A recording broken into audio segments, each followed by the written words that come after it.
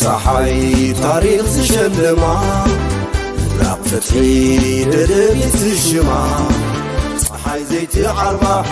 كل شعن قهو راي سمت كالميديا ددبيت منه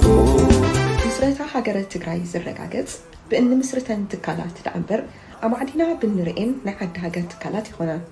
هاي تكالنا نحجز زعامة وراي سلازي ددبيت كتعنبرن كتعبين شرحل ثلاثنا كتلمتن ددبيت نحجز أبلا ددبيت نخل ددبيت ميديانا لسان حزبنا ددبيت تيفي بعود كخمت زعامة وراي ددبيت ميديانا ميديا حزب تجراي ددبيت ميديا حزب تجراي ددبيت ميديا حزب تجراي سلام تعني هبلي كبرات بيت سب ددبيت ميديا كم تخاتلتي مدب كواخم نواخم وبزلهم معدي ساعات قزازرا سلام كتكون لنا منه ددبيت ميديا بس ساعات زين نقربو مدب كواخم نواخم ينحزنا قريبنا زلنا نسانا صنيحكم مدلواتنا تكافلوا ادمنا كم تقال زعتنا يو بتقال زعتنا مسرت وانا صلاتي حزب تግራይ من يوم زبل كنقرب بقالنا مسارتنا ترخيبنا زلنا عاوزيو انا كقرب كلهو وي ددبيت كتقرب كلا ناي قدن نحنا زولنا يتخكلنا بلنا يكون كم حزبي منالباش حزب تግራይ زفلطم حزب تግራይ بدنب غيرو زنقحلهم ግን وساني سبسينهم وسينو مفتح زمص سينو تهزبي ابسق زللو خنتاتنا زلنا امبر زي يفلطم يولي امنن ግን እስኪ በሚዲያ ደረጃ ኮምዚው በደንብ በስተዋቀረ መንገዲ ምስ መርቶዕታት እንሐገዝና ተقريبናዮ ህዝብናውን በደንብ ክነቀሐሎም ነቱ ዘለው ወርዲ ተወሳኺ ኮነ ዝኽእል ይዝብል እምነት ኣለኒ ከም ደብር እስትሪእዎ ዘለኹም ዚው ዘንሕዝ ዘቅርበን ኩሉ ትግራዋይ ክፈልጠን ኣለው ወይ ለዝኣምነለን ነጥብታት እየን ስለዚ መን እዮም ቶም ጸላእት ናይ ትግራይ ትክክል እዩ نزحلفو أمايت زمانات ناي نكسنت كاب أخصم تلعيدنا بزاغوية خاب زخدلو غزي جميرو النزب فلاي ناو شوا خاب زخدلو النزب حزب تግራይ واغان نخفل خمز مصحف تاريخ يملاختو مهران تاريخون يملاختو حجون انت خونه ابنا هنا ولدو ابنا هنا زمن كوينا كنري خلنا ون حزبنا واغانا خفلل ندحري تمليسنا انترينا حزب تግራይ دق انستيون تحزز غفلو زلوا واغا يغفلا نيرن دق توعتيون كومو تحزي زغفلو زلوا واغا سلاز تحزن غفلو زلنا مسوعتنت ابوتاتنا بحقوتاتنا قدميهم زنور ون زخفلو زنور እዩ حدش يكونن نعوم واغا زخفلهم زنبر منيو حزخ واغا زخفلنا زلو مني لان ترينايو صلاات حزب تግራይ ካብ ቀደም ጀሚሩ እስከ ሕዚ ሓደ ዓይነት እዮም እትዋና ኣብ ቀዳማይ ደረጃ እንሰርዖ صلاات حزب تግራይ ክነልዕል ከለና ናይ ውሽጣ ሓይሊ حزب تግራይ حدنتون تسط من تلو حزب تግራይ وشتن تتنكرن تلو صلاعتا يدفروا اتن كلن ندحريت تمليسنا تاريخ نتنبيونا حدنت حزب تግራይ بستأملن اوانات كلن حزب تግራይ سلام رخيبو عدو زلمعلن اواناتين حدنت حزب تግራይ عبز ستأملن كلن حزب تግራይ ካብ ጫፍ ናብ ጫፍ ሰላም ዝረኸበለኒ ሓድነትና ክብተን ከሎ ናይ ውሽጢ ነቐዛት ክፈርዩ ከለው ግን ኩሉ ግዜ እናተፈተና ኢና መፂና ወለድና እናተፈተኑ እዮም መፅዮም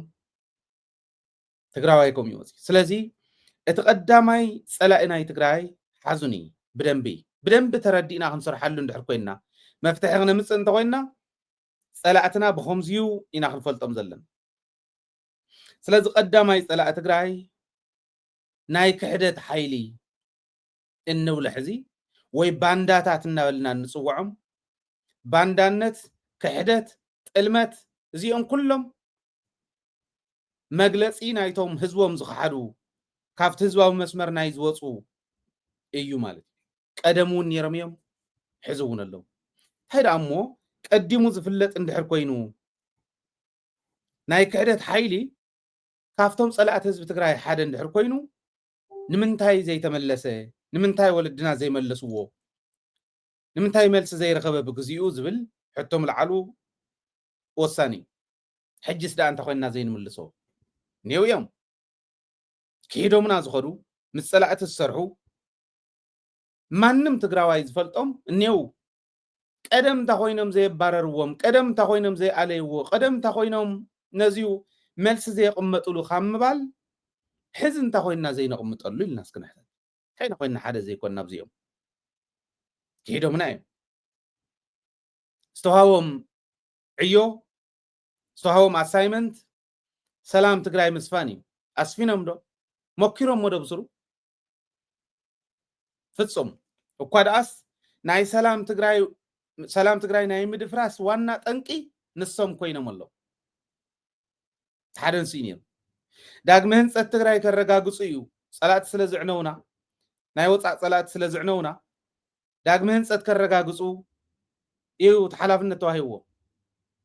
የሃንፅዋ ድዮም ዘለዉ ትግራይ የፍርስዋ እዮም ዘለዉ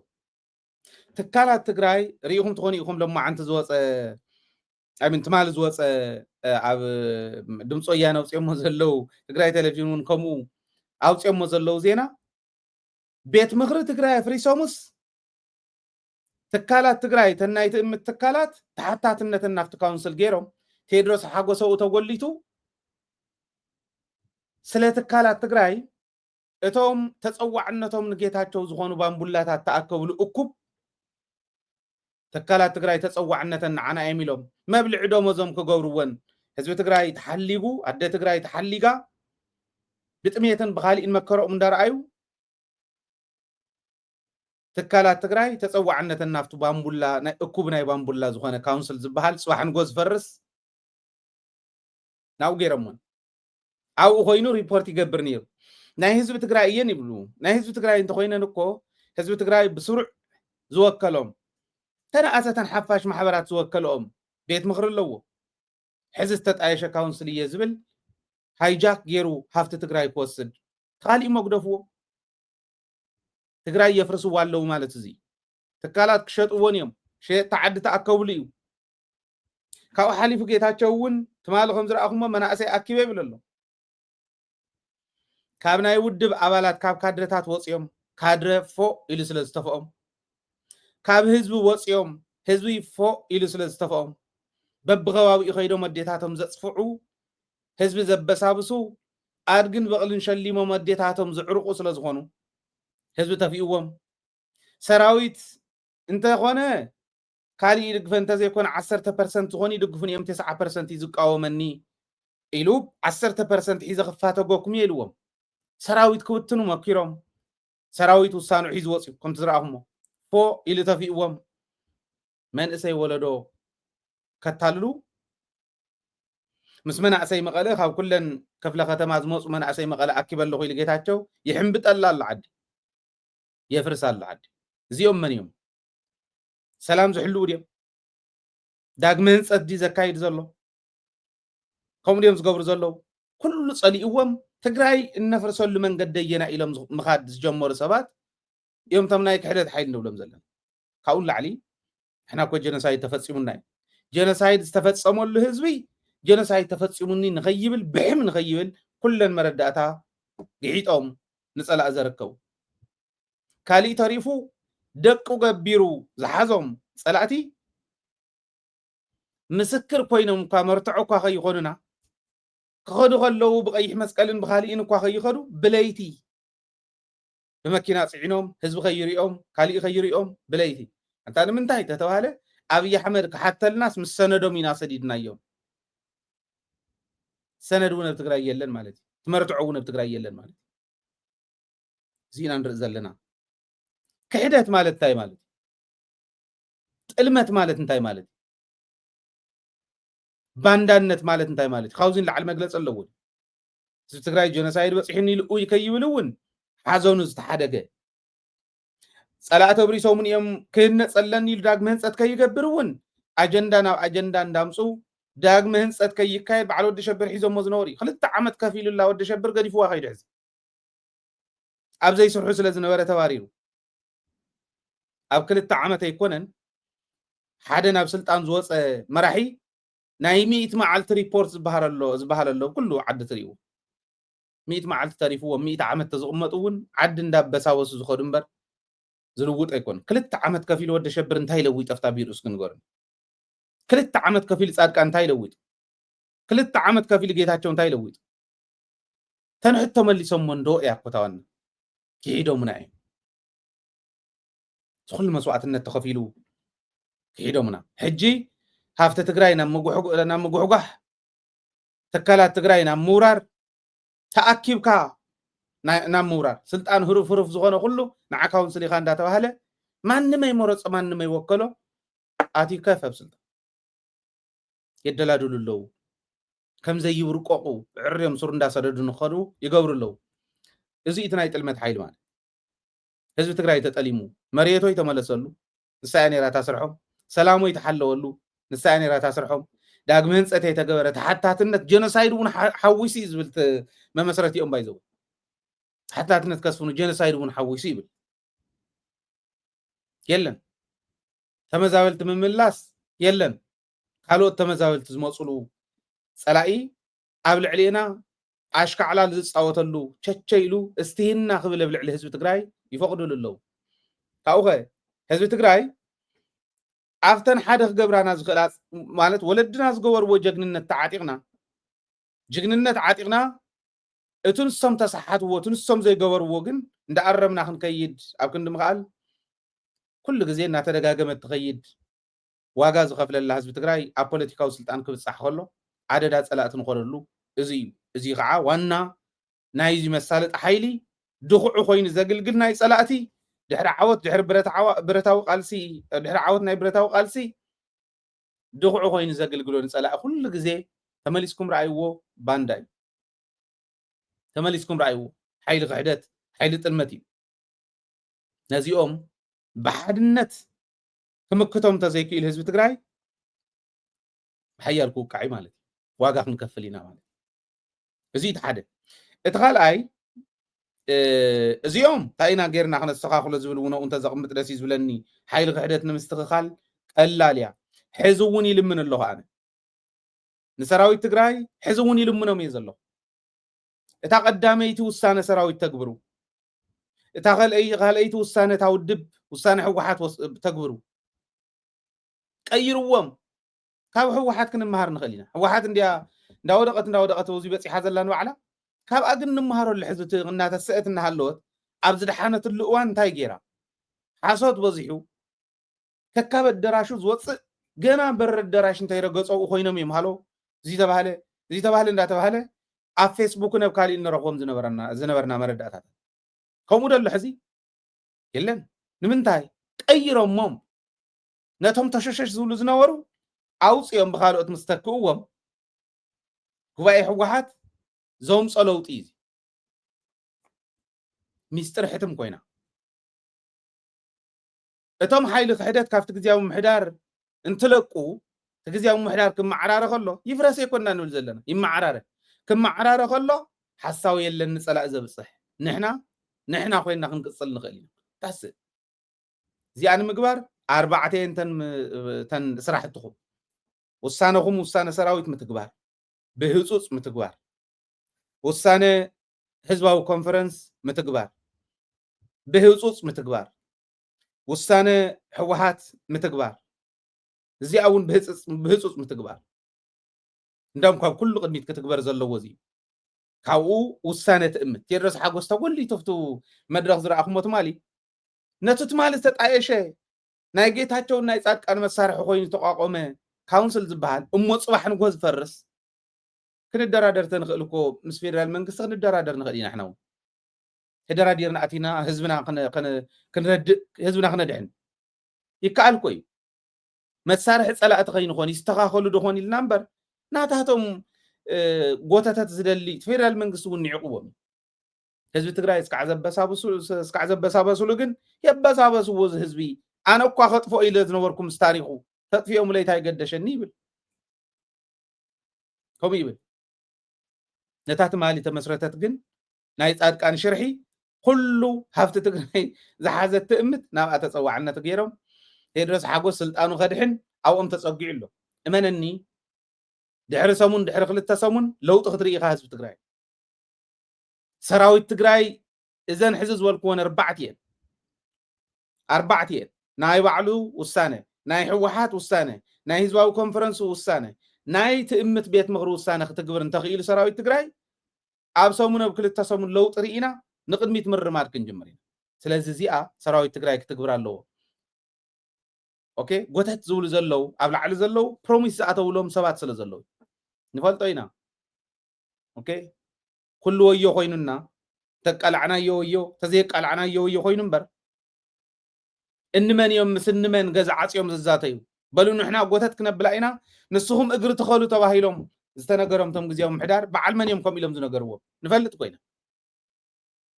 ፍሉጥ እኮ እዩ ንህዝቢ እንተንነግሮ ክንባልዕ ከዓ ከይንኸይድ ነንባዕልና ከየባልዑና ቀስ ኢሎም ተስተኻኸልዋ ቶም ኣብ ውሽጢ ዝኔው ኮር መራሕቲ ኣርሚ መራሕቲ ከም ጀጋኑ ደፊኦም መፅኦም ክትግብርዋ እዮም ፈተኹም ፀላእኹም ንባዕሎም ተሓኒቆም ዝኸዱላ መንገዲ ስለ ዝኾነ ትመቻቾ ዘላ ኣነ ይነግር ኣለኹ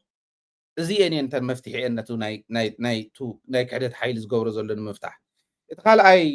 ፀላኢ ኣውዚ ትፀወታ ካልኣይ ፀላኢ ሻዕብያ ዲስ ብልፅግና ወይስ ናይ ተስፋሕፋሕቲ ሓይልታት እዚኦም ሰለስቲኦም ፈሊና ንረኣዩ ኣብ ብልፅግና ኣለው እዮም ቶም ተስፋሕፋሕቲ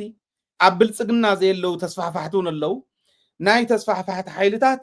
ኣተሓሳስባን ወይኒ ኣብ ብልፅግና ዘሎ ሕውስዋስ ከምዚ ሕውስዋስ መልመድ ንብሎ ሕውስዋስ ዓይነት ኣተሓሳስባ እውን ኣብ ትግራይ ክመፅእ ከሎ ፀረ ትግራይ ክኸውን ከሎ ጥራሕ ሓደ ዝኾነ እምበረብ ካሊእ እናተባልዕ ዝውዕል እዚ ከዓ ካሊእ ሻዕብያ እውን ካሊእ ፀዊዖም ዘምፅዎ ዋላ እንትኾነ ስለዚ መኒኦም እዮም እቶም ዝቅድሙ ኣብዚ ኢና ክንርኢ ዘለና ታሪኻዊ ድሌት ህዝቢ ትግራይ ናይ ምጥፋእ ድሌት ታሪኻዊ ዝኾነ ህዝቢ ትግራይ ናይ ምጥፋእ ድሌት ዘለዎም ተስፋሕፋሕቲ ሓይልታት እዮም ሕዚ ተስፋሕፋሕቲ ክንብል ከለና ህዝቢ ኣምሓራ ገይሩ ዝወስድ ሰብ ኣሎ ኖ ህዝቢ ኣምሓራ ካሊእ ናይ ተስፋሕፋሕቲ ኣተሓሳስባ ካሊእ ስለዚ ህዝቢ ትግራይ ትካላቱ ትእምት ክትወድም መራሕቱ ክእሰሩ ብሓሶትን ብካሊእ ብጠቐነን ደኒኑ ክነብር ታሪኹ ከይንበብ ኣብ ዓለም ምስ ታሪኹ ክቕበር ተኳዒቱ ናብ ዘይወፀሉ ዝገብር ኣተሓሳስባ ተኽኢሎም ንሱ እንተዘይክኢሎም ከዓ ታሪኹ ወሪሮም ንዕኡ ኣጥፊኦም ኣሰዲዶም ታሪኹን ቅርሱን ናብ ባዕሎም ቀይሮም ከምቲ ዝገብርዎ ማለት እዚ ንክገብሩ ዝኸዱ ተስፋሕፋሕቲ እዮም ኣይንመሓሮ ከምኡ ጌርና ነቕምጦ ህዝቢ ኣምሓራ ካሊእ ኢሉ ኣሎ ተስፋሕፋሒ ሓይሊ ናይ ተስፋሕፋሕቲ ኣተሓሳስባ ምኒልካውነት ባንዳነት ማለት እንዲስውን በቲ ካሊእ ገፅ ናይ ምኒልክ ኣተሓሳስባ ዘለዎ ሓይሊ ናይ ተስፋሕፋሒ ኣተሓሳስባ ዘለዎ ሓይሊ እቲ ካልኣይ ፀላኢ ሕዚ ኣተሓሳስባ ኢና ንወቅዕ ዘለና እምበር እቶም ናይ ክሕደት ሓይሊ ንብሎም ዘለና እውን እኮ ተጋሪኦም ገሊኦም ከዓ ያው ድቃል ናይ ካሊእ እውን ኣለዎ ድቃል ክብል ከለኹ ኣተሓሳስባ ሰብ ከይተወስዱለይ እዚኣ እውን ቆሪፆም ከምዚ በል ሓይሊ ክብልኩም እኩር እዮም ኖ ይብላ ኣለኹ ሕዚ ንዓነታ ዝብላ ዘለኹ እውን ገጢሞም ከዓ እታ ትክክለኛ ዝሕልፉ ኣለዉ ስለዚ ኣተሓሳስቦኦም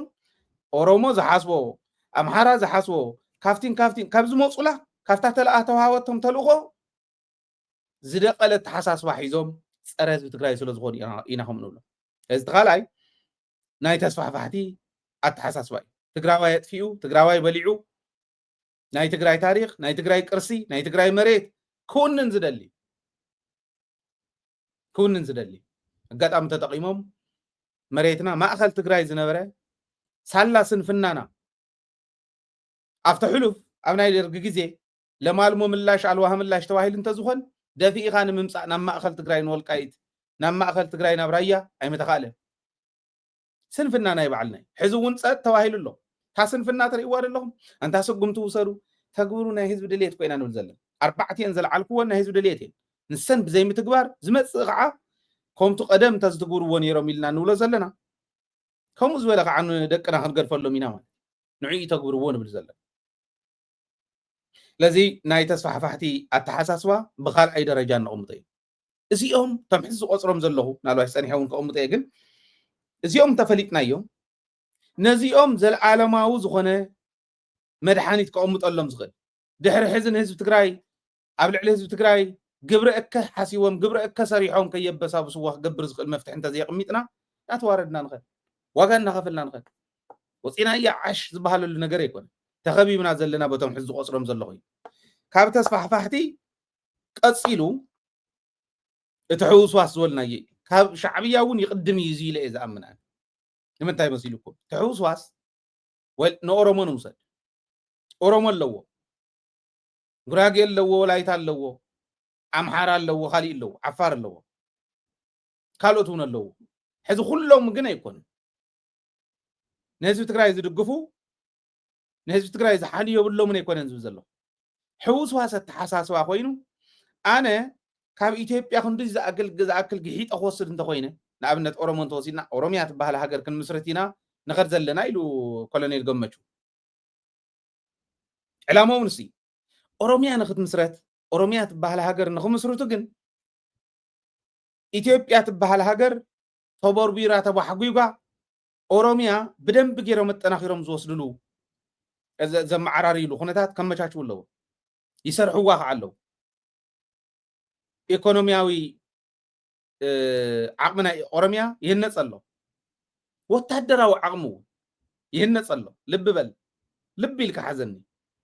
ወታደራዊ ዓቕሚ ንኣብነት ንኦላ ምውቃዓዊዎም ዲ ናይ ኢትዮጵያ ሓይሊ ኦሮሞ የውቅዖምን ፅባሕ ንግሆ ሃገር ክትኮን ከላ ሰራዊት ኦሮሞ ስለ ዝኾነ ካብኡ ላዕሊ ግን ዳሓን እዚ ንውፃእ እሞ ንግደፎ ኣብቲ ዝሓለፈ ሰሙን ኣብ ኢሊሊ ሆቴል ቀንዮም ዝበልናዮም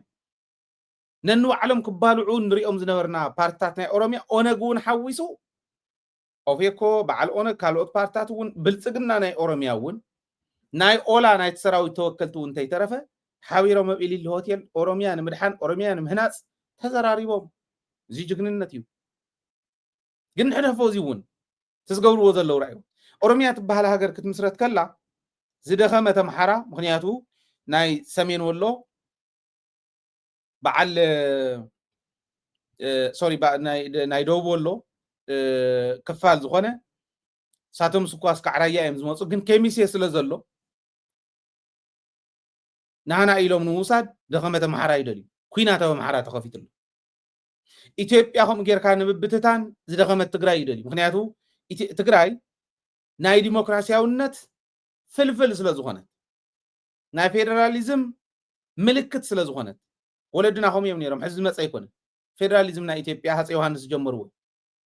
ከምዚ ስለ ዝኾነት ትግራይ እንተዘይ ዓንያ ኦሮሚያ ትበሃል ካሊእ ትበሃል ይትምስረትን ኢሎም እዮም ዝሓስቡ ግን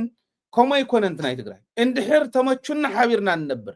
ተዘይተመቹና ግን ይሄው ዓንቀጽ 39 ኢላ ዘቕረበት እኮ ደቃ ሰዊኣ ትግራይ እኮ እያ ዋላ እቲ እምነት ናይ ብሄር ብሄረሰብ ይንበር ሕገ መንግስቲ ክፀድቕ ከሎ ካብቱ ዋርድያ ድኽነት ዝኾነ ዝብሎ መለስ ደርጊ ዘናገፈቶ ትግራይ እያ ደቃ ገቢራ ከምኡ ይመበለቶን ተጋጊዮም ከምኡ ክሓስቡ ከለዉ ትግራይ ክወቕዑ ናይ ግድን ኣይኮነን ኦሮሚያ ንክግንፅሉስ ትግራይ ክወቕዑ ግድን ኣይነበረን ግን ከምኡ ገይሮም ካብ ኣምሓራ ንእሽተይ ብዓፋር እውን ኣዋሽ በፂሖም ኣለዉ እስካብ ዓሰብ ናህና እዩ ንስኹም እኮ ኩሽ ኢኹም ንስኹም ጥራሕ ኣይኮንኩምን ናይ ቀይሕ ባሕሪ ዓፋር ናይ ጅቡቲ ዓፋር ንስኹም ናይ ኢትዮጵያ ዓፋር ኩሽ ኢኹም ኩሽ ከዓ ምስ ኦሮሞ እዩ ኢሎሞም ቃል ብቃል ዝበልዎ እዩ ዝብል ዘሎ ንዓፋር ኣዋሽ በፂሖም ኣለዉ ብካሊእ ብሶማልያ ከባቢ ከዓ ኣብ በዓል እንደፈኦ ኣዳይቱ ገዳማይቱ ዝበሃላ ጣብያታት ወይረወን ኣሎ ኣብኡ የዋግእዎም የውሕድዎም ዓፋር 2 ቢልዮን እውን ይኾን ይውድእዎ ኣለዉ እዚ ገይሮም ዓባይ ኦሮሚያ ካንፁ ትድየት ኣለዎም ደቡብ ከመይ ገይሮም በቲኖማ ዝተፈላለዩ ክልላት ተበቲና ሓዚ ንምንታይ በቲኖማ ንኣሲሚሌሽን ክቐልል 4 ክልል ኮይናን ሓንቲ ክልል 4 ናብ ሓንቲ ደቡብ ብሄር ብሄረሰባትን ህዝብታትን ተባሂላ ኣብ ዝነበረትሉን ዘለዋ ስትሬንግስ ሓደ ይኮነ ሕዚ ንሲዳማ ንወይኑ ንደቡብ ምዕራብ ንወይኑ ንማእኸላይ ኢትዮጵያ ንወይኑ ንደቡብ ብሄር ብሄረሰባትን ህዝብታትን ተባሂሉ ንወይኑ ተሪፉ ዘሎ ሕዚ ርስቱ ይርዳው ዝበሃል ዝመርሖ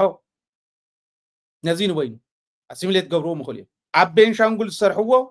35% በፂሕና ኣለና 50+1 ተበፂሕና ፓርላማ ክለይም ክንገብር ኢና ሽዑ ቤንሻንጉል ክትኣትያና ኦሮሚያ ኢሉ ሽመልስ ብግልፂ ኣብ ጋምቤላ ካብ ናይ ጋምቤላ መንግስቲ ንላዕሊ ናይ ኦሮሚያ ናጽነት ሰራዊት ይስማዕ ይድመጽ እዚኦም ኩሎም ቶም ዝተቐስፍዎም ዓባይ ኦሮሚያ ናይ ምስራት ከይዶም እዩ እዚ ንምግባር ኣብቲ ሕውስዋስ ኮይኖም ግን ብዝሓየለ መልክዑ ትግራይ ፈርገፅ ከይትብል ብመፃወድያ ሒዞም ባንዳታት ሊኢኹም በቶም ዓንተ ወይ ዝበልኩኹም መሳርሕናቶም እዮም ቶም ኣብ ቀዳማይ ይጠቐስና እዮም ተጋሩ ኮይኖም መሳርሕናቶም ዝኾኑ እዚኦም እቲ ሕውስዋስ ዝበልናዮ ጠቕላላ ብልፅግና ወይ ከዓ ሽዋ ማእኸል ዝገበረ ሓይሊ ኢልና ክነቕምጦ ንኽእል ኢና ብሕጂ እዚኦም ኩሎም ዋላ ነንወይኖም ተሓቲትኩሞም ተፈላለየ ተሓሳስባ እንተሃለዎም ብዛዕባ ኢትዮጵያውነት ኣብ ትግራይ ክመፁ ከለዉ ትግራይ ምጥፋእ ግን ሓደ ምናልባሽ ኢትዮጵያውነት ዝብሉ ዝዝምሩ ተጋሩ ከይመፁ እሞ ሃገር ናይ ምስራት ከይድና ከየቋርፁና ዝብል እዩ እቲ ካሊእ ተታሊሉ ብሚድያን ብካሊእን ብፕሮፓጋንዳ ተደናገረ እዩ እቲ ካሊእ ንሶም ተጠፊኦም ዋላ በዚ እንተተታሕዘ ንሰሜን ከባቢ ተሎን ኤርትራ ኣጥፊእና ክንነብር ኢና ኢሎም ባሕሪ እውን ወነንቲ ኢና ክንኮን ንሕና መንዳንኦም ኢሎም ትግራይ ክትጠፍኣሎም ከምቱ መንዩ ጎኒ ንኸደለና ከም ዝብኢ ትግራይ ጠላትን ለመምታት ብለን እዩ ትግራይ ንምጥፋእ ኢልና ጎኒ ንኸደለና እምበር ንመን ከም ዝኾኑ ንሶም ንፈልጦም ኢና ኢሉ ዝቆተልዎ ይገርም እዩ ኣብ ዘለና ስለዚ ትሕውስዋስ ወይ ከዓ ብልፅግና ንብሎ ዘለና ወይ ብፌደራል መንግስትነት ዝነግድ ዘሎ ሕዚ እዚው ብሳልሳይ ደረጃ ክነቕምጦ ንኽእል ኢና ድሕሪ ተስፋሕፋሕቲ ዝመፅእ ንሱ ኣይኮነን ሻዕብያ ንሶምን ማዕረደ ይኮኑን እዮም ወይ ሻዕብያ ደ ይገድድን እዩ ንምንታይ ንሻዕብያ ንቅድሚት ዘምፃኻየ ዝብል ኣሎ ሻዕብያ ብእምነት ናይ ኤርትራ ህዝቢ እንተኮይኑ ህዝቢ ኤርትራን ህዝቢ ትግራይን ሓድነት እዩ ዝደሊ ሰላም እዩ ዝደሊ ሓቢሩ ክለምዕ ሓቢሩ ክምክት ፀላኢ እዩ ዝደሊ ሻዕብያ ከም ውድብ ግን ሕጂ ኣይኮነን በዲሉና ቀዲሙ እውን እዩ ነይሩ ኦኬ ብ77 ህዝቢ ትግራይ ከይስደድ መሰደዲ መንገዲ ዝኸልከለ እዩ ድሕሪኡ ድምፂ ወያነ ክጣየሽ ከሎ እውን ኣብ ድምፂ ሓፋሽ እዮም ነይሮም ሬድዮና ኣብ ሓራ መሬትና ተባሂሉ ክጣየሽ ከሎ ካብ ድምፂ ሓፋሽ ኣባሪርዎም ምክንያት ብዘይብሉ ያው ምናልባሽ ንሶም ይድመፁ ኣለዎ ካባይ ንላዕሊ ዝብል ኒሕ ከም ዝነበረ ይፍለጥ እዩ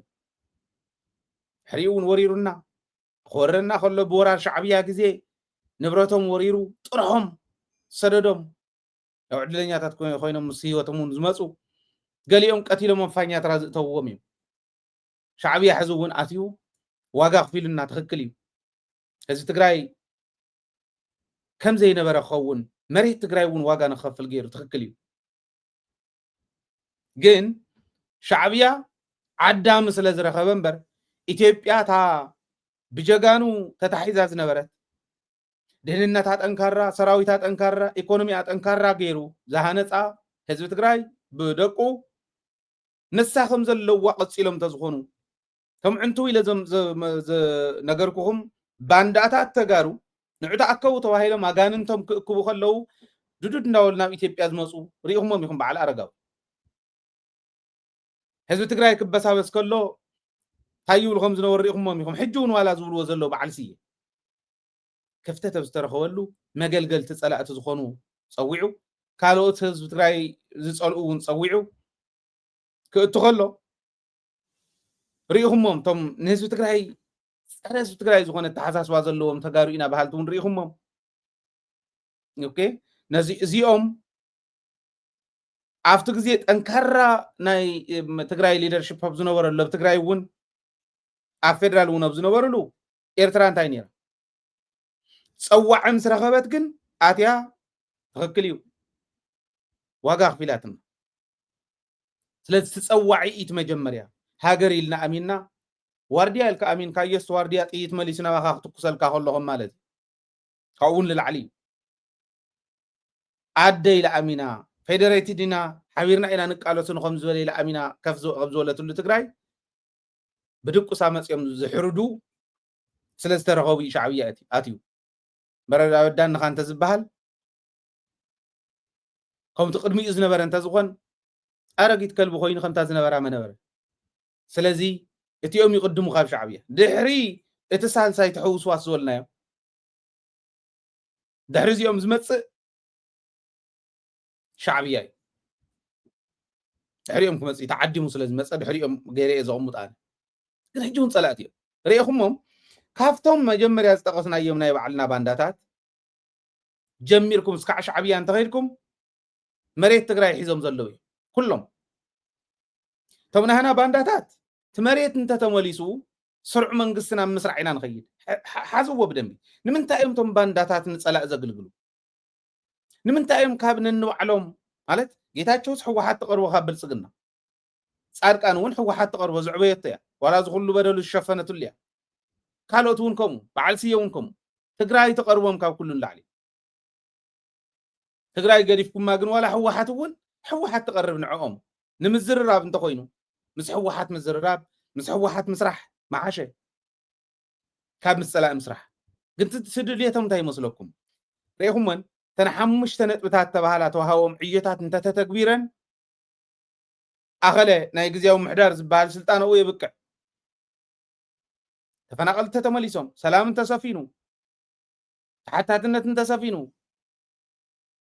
ዳግመ ህንፀት ተገይሩ ዋላ ይወዳእ እንተተጀሚሩ ሞት ግዜኹም ኣኺሉ ተባሂሎም መሬትና እንተሒዝና በሉ መረፃ ንግበር ክበሃል ናብ ስሩዕ መንግስቲ ንሳገር ክበሃል ናብ ስሩዕ መንግስቲ እንተተሳጊሮም ዓቕሚ ስለ ዘይብሎም ተወዳዲሮም ስለ ዘይስዕሩ ምስ ፀላእ እንዳሰርሑ ስቃይ ትግራይ መንበሪኦም ገይሮም ኣብ ስቃይ ትግራይ እንዳነገዱ ይነብሩ እዚኦም ንሶም ሓሶት ክሕደት ጥልመት ናቶም ባንዳነት ማለት ከዓ እዚኦም እዮም መግለፂ እዩ ኣብኦም ተፀጊዖም ዝነብሩ ፅግዕተኛ እዮም እዚኦም ስለዚ እዚኦም ካብዚኦም ጀሚርኩም እቲ መሬትና ክምለሰ ይደልይዎን መሬትና ሒዞም ኣለዉ በልዎም ብሕልና ደረጃ ትደድሕሪኦም ዘሎ ተስፋሕፋሕ ሓይሉ እውን መሬትና ቆሪሱ ወሲዱሉ ቅድሚ ሕዚ ዝወሰዶ ሳላ ስንፍና ተጋሩ ዝወሰድዎ ከይኣኽሎም ሕጂ እውን ቆሪሶም ንትግራይ ወሲዶማ መሬትና ሒዞም ኣለዉ እቱ በተሓሳስባ ደረጃ ሕውስዋስ ዋላ እንተኾነ ኣብ ትግራይ ክመፅእ ከሎ ሓደ እዩ ዝበልና እውን መሬትና ሒዙሎ ናይ ተከዘ ዝብዐኛ ኢሎ ስልጢኑ ናይ ተከዘ ዝብዐኛ ዝበሃል ክፍለ ሰራዊት ቀለቡ ጫምኡ ክዳኑ ፍሉይ እዩ ንትግራይ ከጥቃዓለ ይኽእል እዩ ምዕራብ ትግራይ ከይሕዝ ትግራዋይ ከጥቃዓለ ይኽእል እዩ ዝቕልዎ እዩ ደርጊ ከምኡ ይገብር ነይሩ ኣንበሳ ክፍለ ጦር ዝበሃል ነይሩዎ በቃ ብጣዕሚ ዝምክሓሉ ብፍሉይ ዝቕልዎ ብፍሉይ ዝኸድኖ ኣያታትና ዴታትና ክነግሩና ከለዉ ከምኡ ገይሩ እዩ ዝርዮ ነቱ የተከዘ ዘቢሉ ባዕሉ ዝቕልዎ ዘሎ ቅልብተኛ ሰራዊት ከምኡ እዩ ዝርዮ ስለዚ ትሕውስዋስ ዘደላደሎ እዩ ትሕውስዋስ ዝኣመነሉ እዩ ምዕራብ ትግራይ ከይትተሓዝ ሕዚ ምናልባሽ ምስ ሻዕብያ ምስ ተባእሰ ምዕራብ ትግራይ ንከይትተሓዝ ብትግራይ ብምግባሩ ምሕለፍ መንገዲ ንሻዕብያ ፈጢሩሉ ኣሎ እንታይ ክኽሰት ይኹን ርዮ ግን ንሶም እውን መሬት ሒዞም ኣለዉ ረኣኹሞም ሰራዊት ኣደራጅዮም እዮም መሬት ሒዞም ዝኒሁ ሰራዊት እንዳቀለዉ እዮም መሬት ሒዞም ዝኒሁ ይቕልዱልና ግን ሕና እኮ ክትኣቱ ንደሊ ኢና ይብሉ ጌታቸው እውን ፌደራል መንግስት በቃ ህዝብና ክሳቀይ ይደልን ክኣቱ እዩ ዝደሊ ይብለካ ኩሎም ሓደ እዮም እስካዕኡ ዘሎ ራዩ ሻዕብያ እውን ተተሳጊርኩም شعبية ون أبراب عيد رجع زقمتنا يو أزون مريتنا حزني مريت تجراي قرص تجراي حيزلو هزوي قوي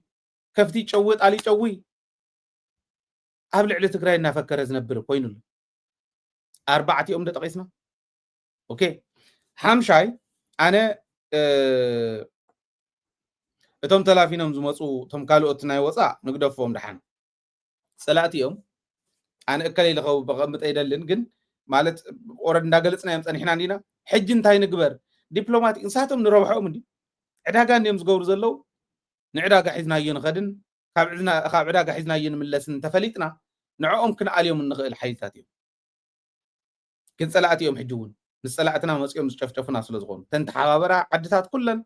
ከምኡ እየን ዝጨፍጨፋና ግን ክንጭፍጭፍ ኢልና ዓቕሚ ሃሊና ዕዳጋና ብጣዕሚ ሆት ዝኾነ ዕዳጋ እንተሃሊና ዝሞቑ ዕዳጋ እንተሃልዩ ፅባሕ ንጎ መፅአን ምሳና ኮይነን ከዓ ናብኡ ገፀን ዘዝውራ እየን ከምኡ እየ ዓለም እዚ ሰብ ንወይኖም ነቕምጦም ብሓምሻይ ደረጃ ግን ዘቕምጥ ኣነ ብሄር ብሄረሰባትን ህዝብታትን ኢትዮጵያ ሕዚ ፀላኢ እየ ኣይኮነን ዝብሎ ነዚ ኣውዝዩ ካሊእ ትርጉም ኢና ክንቦ ንምንታይ ደግፎም ገለ ሰባት ትክክል እዩ ኣነ እውን ኣምነሉ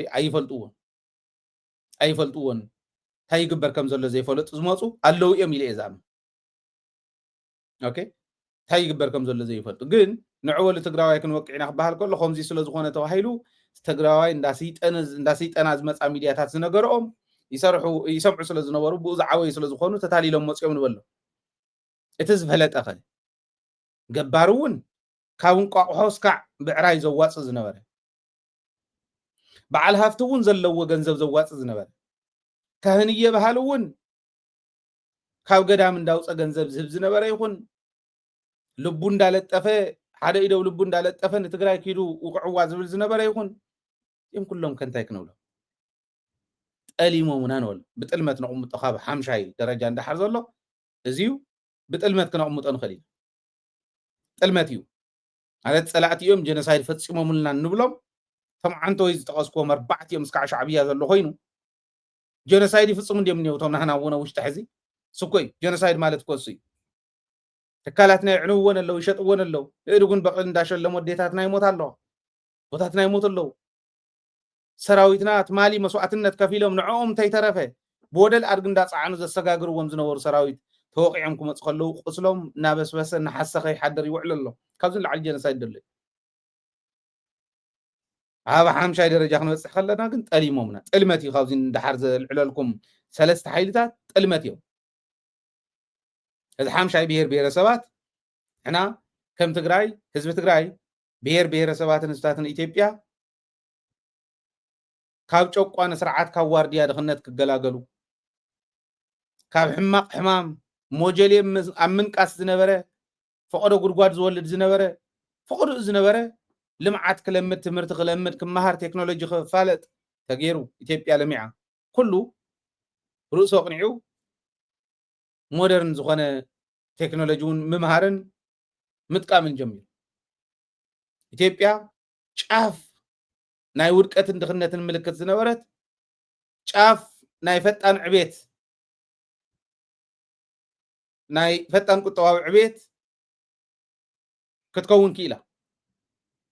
بعالم لخا درجة دبلوماسية تفليتو سراويتا تفليتو تكالاتا تفليتن عبيت بعالم لخا درجة زحزو infrastructure مسارة المعاتون كتسرح جميرة نايزي تتأكمت خوينو حانت انفرست حيزو تسنحي درقي يهودق آتيو سالا قال سيز بتقراي 50 كلتن ناي منغستي ينفرستات تريهم 50 كلتن حنتي أنيرة حنتن فرقان أوكي زي أم تركيبهم 50 كلتن ناي منغستي ينفرستات ملا إثيوبيا تتخيلن أنا دارقا مزحتن فلتني بأكل يفلتني تازمر الله زنور كهرما ياون تني عدنا زني واون بعل ولايتا أمبو 40 ምንጭ ባህር ዳር ጎንደር ዚያተን ፈልጠን ካልኦቱን ከምኡ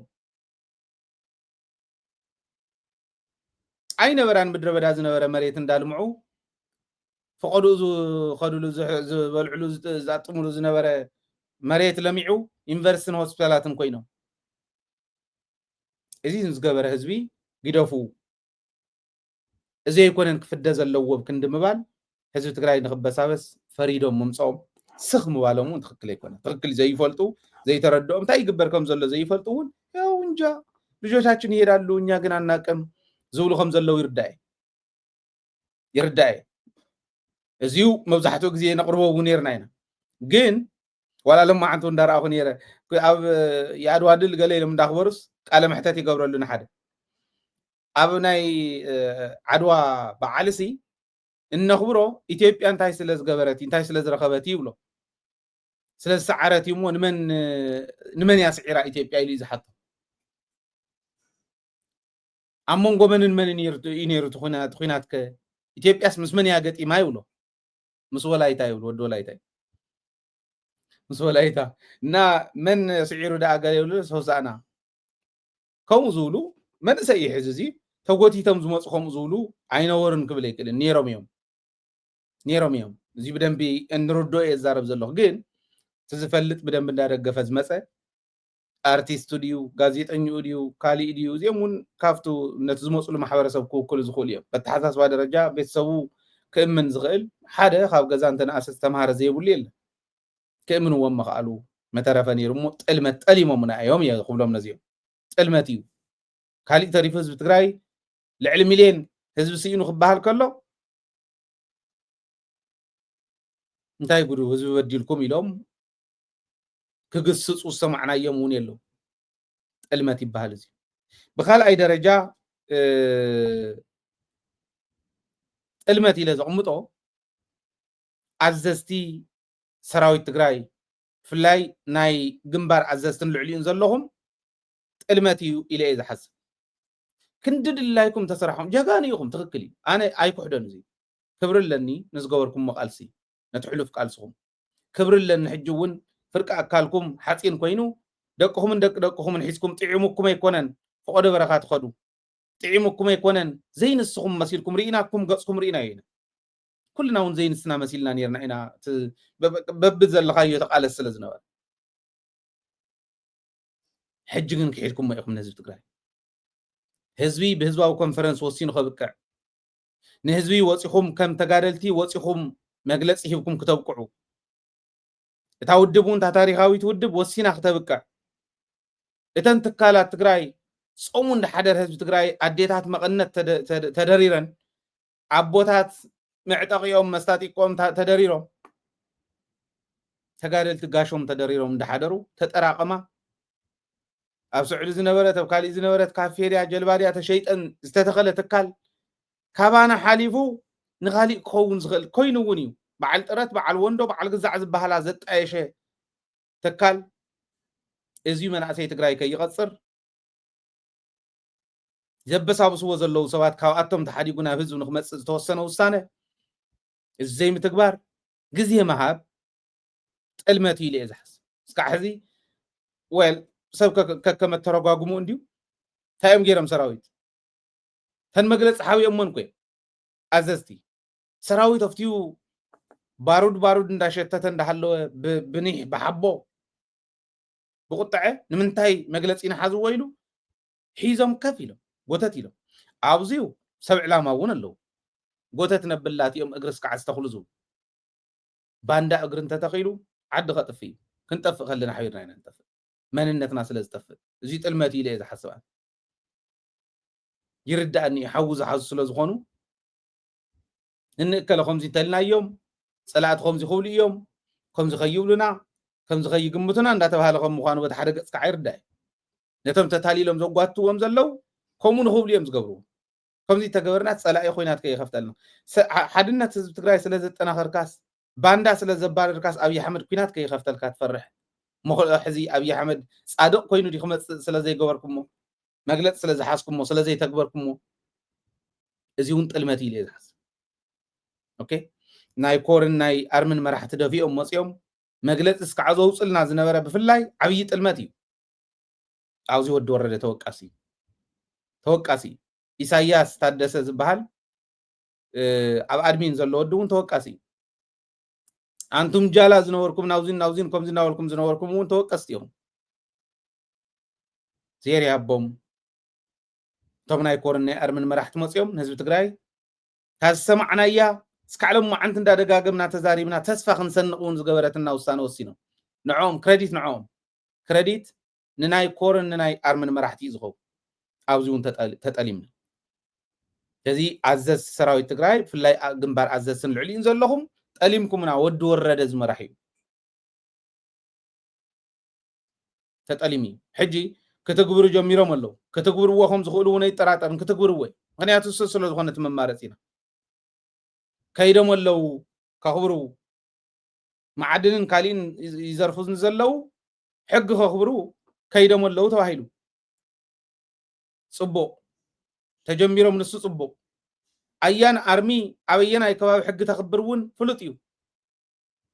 ከኽብር ኣለዎ ኩሉ ተጋዳላይ ኦኬ ካፍቱ እቶም ጌጾ ዝኸዱ ንየማነ ፀጋም ዘብልዎ ዘለዉ ሓለፍቲ ስለ ዝኾኑ ስልጣን ስለ ዝሓዙ እዚኣቶም ፅባሕ ንጎ ተገሊፍካ ንስኻ ካሊእ ክቕየር ከም ዝከኣል እውን ፈልጥ እየ ይከኣል እዩ እዚ ክብል ከለኹ ተቃለስቲ እዮም ተጋደልቲ እዮም ክብሪ ኣለና ግን ከምዚ እንድሕር ቀፂሎም ሓደጋ ስለ ዝኾነ እዩ ዝንብሎ ዘሎ ስለዚ ጥልመት እዩ እዚኣ ከተካሓስዋ እንተኾንኩም ኣብ ሓፂር እዋን 4 እየን ተግብሩ ውሳነኹም ተግብርዋ መሬት ውሳነ ሕወሓት ተግብርዋ መሬት ውሳነ ህዝባዊ ኮንፈረንስ ተግብርዋ መሬት ውሳነ ቤት ምክሪ ትእምት እውን ተግብርዋ መሬት እዚአን ክፈትሓልና እየን ፀገምና ክፈትሓ እየን ድሕሪኡ ንሕና ናብ ምጉሕስና ከመይ ገይረ የረጋግፅ ህዝቢ ክነምህር ክንከዲና ብኣካል ምእታው ተድልዩ ብኣካል ሚድያና ክሰርሑ ዘለዎ እውን ክንሰርሕ እውን ኣለና ተዓቕምና ክንሰርሕ ኢና ህዝቢ ትግራይ ዘየሳገርካ ድቃስ የለን ህዝቢ ትግራይ ካብ ፀበቡ ዘየውፃኻ ድቃስ የለን ንሕና 360 ዲግሪ ተኸቢብና ልክዕ ናይ እስራኤል ንሮም ምራእይዎ እስራኤል 360 ዲግሪ ብዓብታ ተኸቢባ ብናፅነት ትነብር ኣላይ ስለ ዘፍረየት እስራኤል ትነኽውዋ ዝብል ወይለዮኹም ዝብል ሓጋዚ ስለ ዘለዋ ክነፍር ንኽእል ኢና ንሕና እውን ከምኡ እንተዘይጌርና ትካላትና እንተዘይዕብና ትካላት እንዳፍረሱ ውዳበታት እንዳፍረሱ ኣብ ልዕሊ ህዝቢ ቸቸ ኢሎም ክነብሩ ዝደልዩ ባንዳታት ቦታ እንተሂብናዮም ምስቶም ቅድም ኢልና ዝገለፅናዮም ኮይኖም ዓዲ ከጥፍ እዮም ክንጠፍ ኢና ስለዚ እቲ ጥልመት ካልኣይ ብጥልመት ደረጃ ነቕምጦ ሰራዊት ኣዘዝቲ ናይ ግንባር ኣዘዝትን ልዕሊኡን ዘለኹም ዝገበርኩም እዩ ኣብ ኣርምታት ዘለኹም ገለገለ ናይ ኣርምታት እውን ነይሮም እዮም ትክሕደት ግን መብዛሕትኡ ብኣርሚ ዘሎ ካብኡ ብምሉእ ዳርጋ ኣብተን ኮራት ዘለዉ ትሕቲኡ ዘሎ ሰራዊትና ብምሉእ ሓቦ ዘስንቐካ ድምፆም ክትሰምዕ ከለካ ዝኾነ ፍናን ዝስማዓካ ኣነ ይዶን ብምንታይ ክግለፁ ከም ዝኽእሉ እውን ኣይፈልጥ ሳለኦም ኢና ንነብር ዘለና ብማዕደ ዝፈርሖም እውን ብውሽጢ ዋጋ ዘኽፍልዎ እውን እዚኦም ዜር ያቦም የንብሩን ኣለዉ ክቕፅል ተዘይክኢሉ ውሳነ ክትግበር ተዘይክኢሉ ግን ናብ ሓደጋ ከይንኣቱ ፍርሒ ኣለኒ ስጋኣት ኣለኒ እዚኣ እንተዘይተግቢሮማ ሕጂ እንተሓሊፋቶም 4 እንተን ዝብለን ዘለኹ ብህፁፅ ተግቢሮም እቶም ኣብ ትግራይ ውሽጢ ኮይኖም ንሰራዊት ዘንቋሽሹ ዘለዉ ሓላፍነት ተቐሚጦም ናይ ምግብን መድሓኒትን ቁፅፅር ዝበሃል ተቐሚጡ ሓደ ወዲ እኒሄ ሰብዲ ዘይሰብ ማለት ሰብዲ ኣራዊት ኢልካ እውን ንምፍላይ ዝኣብየካ እዩ ተሎ መልክዑ እንዲ ህበይ ዝመስል ኣነ ከምዚ ኢልካ ምዝራብ እውን ኣግባብ ኣይኮነን ግን ውር ዝበለ እዝኒ ዘለዎ ህበይ እዩ ዝመስለና ክሪኦ ከለኹ እውን ከምኡ ፀረ ህዝቢ ስለ ዝኾነ ከምኡ ተራእዩ ንክኾን ይኽእል ሕማቕ ግን ስኢሉ ዝልጥፎም ተኣምራት እዩ ኣብ ትግራይ ኮይኑ ሙናይ ትግራይ ሓላፊ ኮይኑ ነዚ ሓላፊ ኢሉ ዘምፅእ ሰብ ኣነ ዝገርመን ጌታቸው ካብቲ ንሱ ዘጥፍኦ ጥፍኣት ንላዕሊ እቶም ሓለፍቲ ኢሉ ዘምፆም ደቃ እንተፀሪፎምሉ ንሕወሓት ተፀሪፎምሉ ንህዝቢ ትግራይ ተፀሪፎምሉ ንመራሕቲ ሰራዊት ትግራይ ኣኸለ ንፅባሒት ስልጣን እዩ ሃይለ ካብ መስመረይ ወፅየ ካብ ዕላማይ ወፅየ ካብ ህዝባዊ መትከለይ ወፅየ እንተዝፀርፈሉ ሎማዓንቲ ግልብጥ ኢለ ተዘሓድር ቅርሺ ብቅርሺ መገበራ ነይሩ ማለት ጌታቸው ይኽፅረፈሉ ዘለዎ እቶም ከምኡ ዝገብሩ ዘለዉ ግን ዋጋ ክኸፍሉ ኣለዎም ብሕጊ ክሕተቱ ኣለዎም ባህሊ ሓዝዎም ብሕጊ ሕተትዎም ኣብ ትግራይ ኮይኑ መሓላፊ ኮይኑ ትግራይ ከበሳብስ ከሎ ክተሓዝ ክኽእል ኣሎ ክሕተት ክኽእል ኣሎ ነዚ ዘይሓትት ሓላፊ ዳእሞ እንታይ ሓላፊ እዩ ክበሃል ነዚ ዘይሓትት ኣዛዚ ዳእሞ እንታይ ኣዛዚ እዩ ክበሃል ሕጊ ምኽባር ግድን እዩ ሕጂ እንታይ እዮም ክሓስቡ ሰራዊት ጀሚሩ ዶ ይንሄን ሕሳ ናይ መዓድን ተጀሚራ ደላ ንሳ ምስ ተኣለየት ክእቶ እንድዩ ከኣትዋ እዮም ተዘይ ኣትዮማ ገመድ ኣብ ክሳዶም እናተንጠልጠለት ክኸዱ እዮም ቀዲሞም ዝኸዱ ቀዲሞም ዝእሰሩ ቀዲሞም ዋጋ ዝኸፍሉ ኣዘዝቲ ሰራዊትና እዮም እዚኣ ንኸይትኾን ንስኹም እዚ ኩሉ ዋጋ ከፊልኩምላ ነዚ ዓዲ ኣብ መወዳእታ ሕዚ ገመድ ተንጠልጢልኩም ናብ ክሳድኩም ኣትዩ እንድሕር ከይድኩም ሰራዊት ኣፍቲኣን ዘይሰልጠነ መንእሰይ ሒዝኩም እኳ ዘሽነፍኩም ዝሰዓርኩም ሕዚ ሰልጠነ ሰራዊት ሒዝኩም ተኣምር ክትሰርሑ ትኽእሉ ኢኹም ህዝቢ ጎንኹም ክስለፍ ክንሰርሕ ኢና ንሕና እውን ኣብ ጎንኹም ኢና ካኾንኩም ዘይትግብርዎ እዚአን ምትግባር ኣብ ውሽጢ ዘሎ ባንዳ ምእሳር መሓዝ ምሕታት ብሕጊ ክፈጥን ክኽእል ኣለዎ እምበር ከምቲ ትግብርዎ ይጠራጠርን እዩ ስለዚ ኣብ ጥልመት ዘቕምጦ እዚኦም እዮም ሰራዊትና ሕጂ እውን ጅግና እዩ ሕጂ እውን ነኽብሮ ኢና ነቶም ክሒዶሙና ንብሎም ዘለና ጠሊሞሙና እዮም ብምዝንግዖም ዘይክገብርዋ እውን ይደልዩ እዮም ብዘለዎም ፖለቲካውን ኢኮኖሚያውን ድሌት ይባይ ስቕኢሉ ከይመስለኩም ተምሒዞምማ ከምዚኣ ገይሮም ጨፍዲዶም ሒዞምማ እኒአው ኢኮኖሚያውን ፖለቲካውን ሕርያ ኣለዎ ፖለቲካዊ ስልጣን ንምሓዝ ኢኮኖሚያዊ ሕሪኦም ድሌቶም ከዓ ኣብ ኢትዮጵያ ዘለዋ ትካላቶም ከይጠፍኣ ብሓንቲ ገዛ ብሓንቲ ግዛዕ ብሓንቲ ፎቅ ብሓንቲ ዝኾነት ቢዝነስ እዮም ዓዲ ዝሸጡ ዘለዉ ንፈልጦም ኢና እንተገለፅናዮ ኩሉ ወየ እንዳኾነና እዩ እዚ ብጥልመት ነቕምጦ ሳልሳይ ብጥልመት ዘቕምጦ ኣነ ያው ኣብኦም ተለጠፉ ከም ዘለውዎም ሓዊስኩም ረኣይዎም ኢለ ሳልሳይ ዘቕምጦ ግን ውድብ ሕወሓት ንባዕላ ክድሕ እንድያ ትቃለስ ዘላስ ንህዝቢ ክተድሕ በትሪ ሒዝካስ በትረ በየሎ ኢልካ ምኻድ ይመስለኒ ናይ ሕወሓት ኣካይዱ ኣበይ እሞ ትድሓን ዝኾነ ሰብ ንላዕሊ ስለ ዘየውፁ ድሓን ዝኾነ ሰብ ስለ ዘይብላ እምበር ሕጅስ ትግራይ ካብ ሕወሓት ንላዕሊ ተመቻችው ዝተዋሃባ ውድብ የላ ከመይ ማለት መስለኩም ኣብ ቃርሳሲ ኣጥዕመለይ ይባል ኣፅቢቕካ ሃበነ ጥዕመለይ ገለ ኩዕሾ ቃርሳ ደንቢ ጌርካ ጥዒምካ ብደንቢ ጌርካ ደላዲልካ ክትህቦ ማለት ከምኡ ተደላዲሉ ተዋሃባ ግን ትስሕት ክትወቅዕ ዘይትኽእል ከምዚ ዝኾነት ውድብ እያ ልብ በል ካብ ቁሸት ጀሚሩ እስካዕ ዞባ ግጥም መቢላቶ እንተትኾን ነራ ብኔትወርክ መን ኣትዩ ከበሳብስ ነይሩ ሕዚ ኣብ ጣብያ ወሪዶም ኣብ ወረዳ ወሪዶም ናይ ወረዳ መራሒ ናይ ጣብያ መራሒ ባዕሎም ሸይሞም ናይ ዞባ መራሕቲ ባዕሎም ሸይሞም ህዝቢ ዘበሳብሱ ረኢኹም ኢኹም ናይ ሰሓርቲ ደቡብ ምብራቕ ትግራይ ክንደይ ናይ ዝኣክልቲ ህዝቢ ይበሳበስ ከም ዘሎ ምስኪን ህዝቢ መፂኦም ከዓ ክጠርዑ ኣዲስ ኣበባ መፂኦም ናይ ምን ግዛዕ ንመቐለ መፂኦም ወዲ ወረዳ ኣኪብዎም ድሓር ካልኣይ ክጠርዑ ከለው ሰሚዕኹም ብሱል እምሮ ዘለዎም ታኾንኩም እንታ ዝብሉ ተቃለስ ኢልኩምና ተቃሊስና ደቅኹም ሃቡና ኢልኩምና ደቅና ሂብና ሰላም ክንረክብ ልምዓት ክንረክብ ፀላእ ክንስዕር ኢልና ኢና እሞስ ቶም ትማሊ ምልሻን ካሊእና ኣኪብና ክንሕዞም ንስክላዞም ለጡና ኣምፂኹም ሽመት ትሒዝኩም ናይ ዞባ መራሕቲ ጌርኩም ክተበሳብሱና ንምንታይ ናህና መራሕቲ ይኮኑ እዚኦም ኢሎም ቃል በቃል እዚ ግን ግዜያዊ ምሕዳር ፔኔትሬት እንዳገበረ ንከኣቱ ቶም ናይ ክሕደት ሓይሊ ማለት እዩ እምበር ሰላም እንተዝኾን ፀገመ ይነበረ ከምኡ እንዳገበረ ንከኣቱ ህዝቢ ንከበሳብስ ናይ ሕወሓት ስንፍና ኢለ የዛምና ቁልፍ እንታይ ኢላ ሕጋዊ ብዝኾነ መንገዲ ስኢሉ ምቁላፍ ኣይኮነ ንህዝቢ ብዝረብሕ መንገዲ ባንዳ ብዘይኣተሉ መንገዲ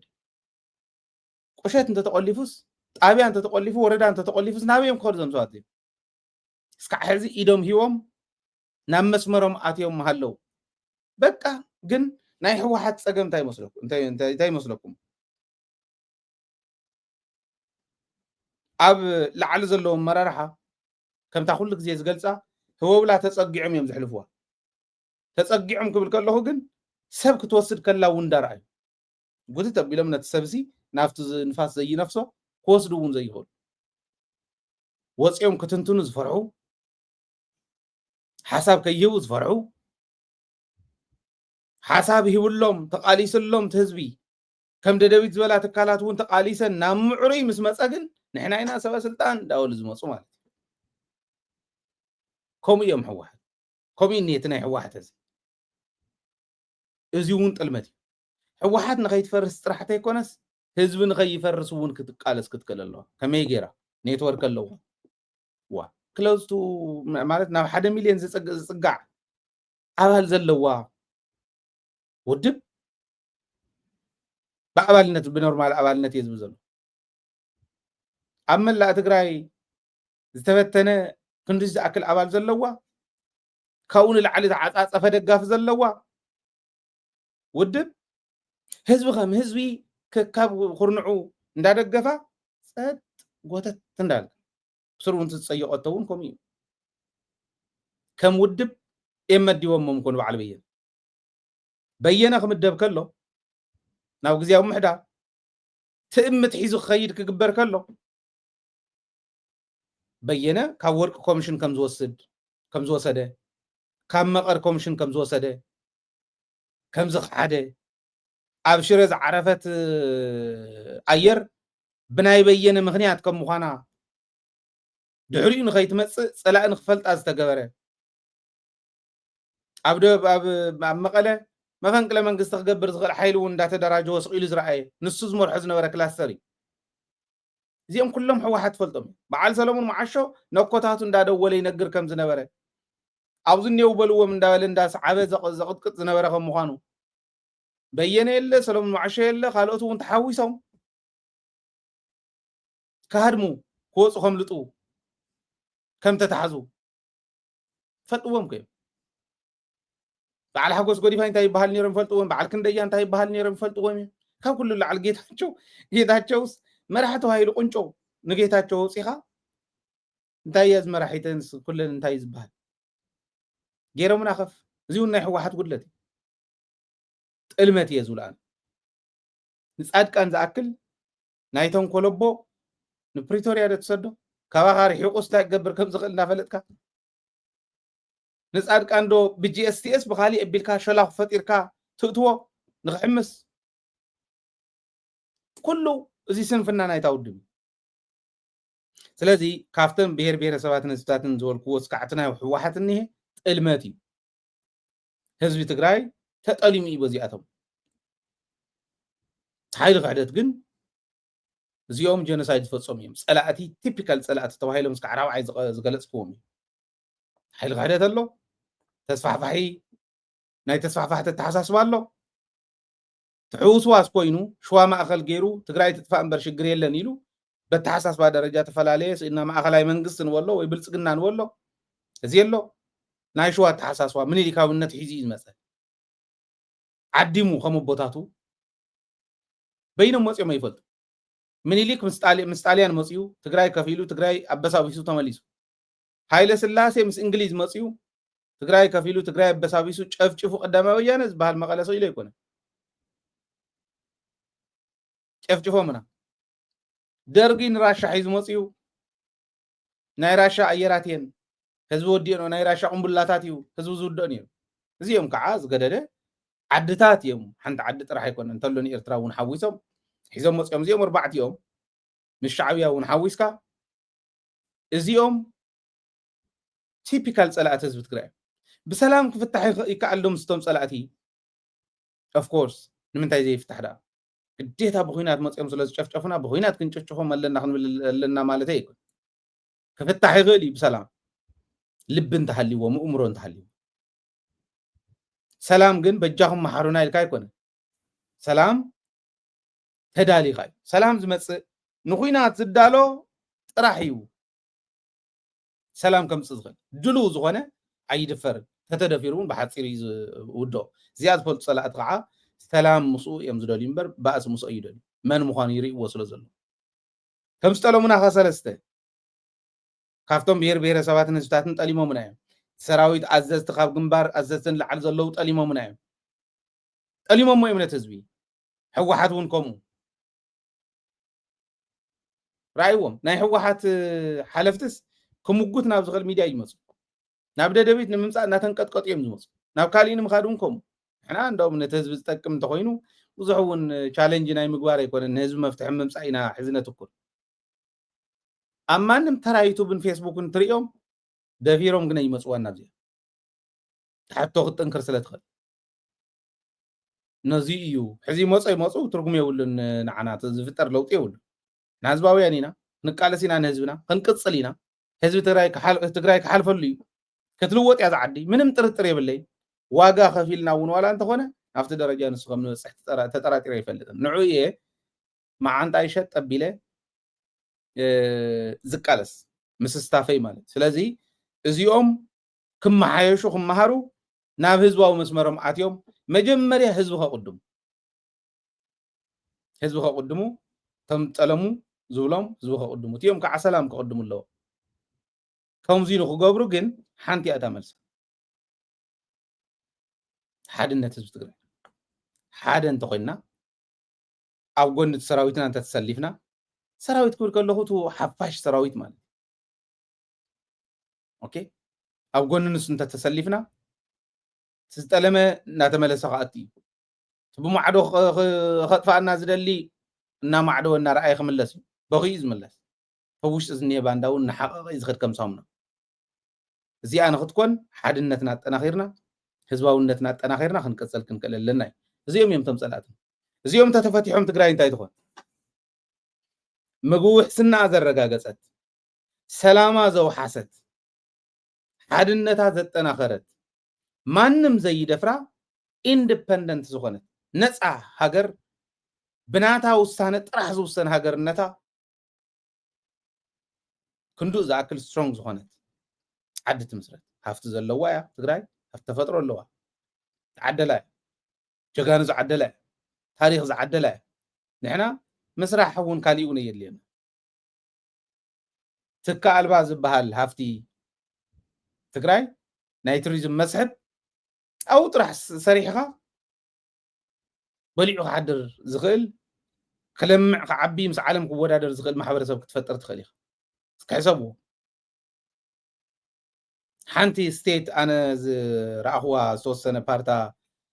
ማለት እታ ከተማ እየ እምበር ወፂአ ናብ ካሊእ እውን ኣይኸድኩን ክንድት እዩ